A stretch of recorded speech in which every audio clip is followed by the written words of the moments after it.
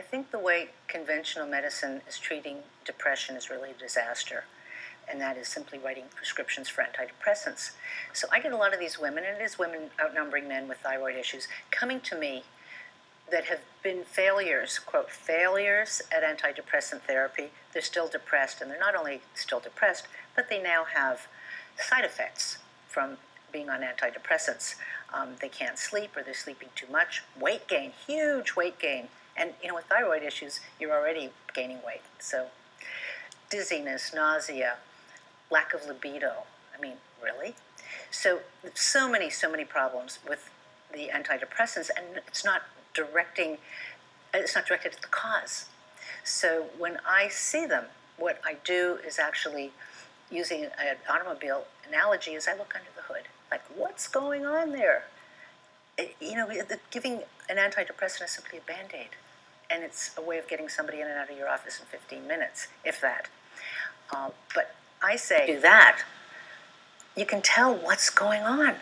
And so many of these women who had presented initially to the doctor with weight gain, depression, feeling cold, feeling withdrawn, unhappy, anxious, having sleep problems, what was really going on with them was either hypothyroidism or Hashimoto's thyroiditis. Are you shocked to learn that many conditions that are considered psychiatric conditions are actually due to thyroid disease and can be treated, even reversed, by the very recommendations we share in this documentary series? I always try to put myself in the position of, if I had heard, this kind of a recommendation, like a lifestyle recommendation, when I was really in my conventional mindset, like, how would I have received it? What would I have thought?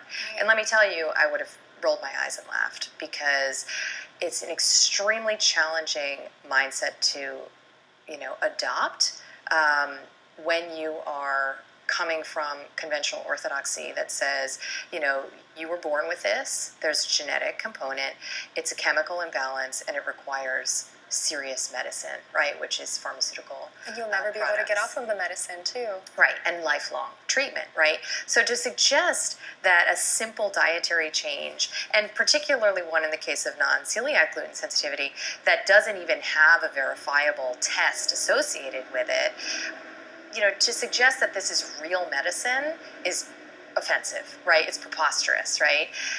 So it's only recently that I've really enjoyed a literature that's, has looked at gluten as, potential trigger. So there are crossover trials looking at, for example, like 4 grams of gluten exposure versus like a rice placebo, and that you can literally induce a depressive syndrome in the space of days.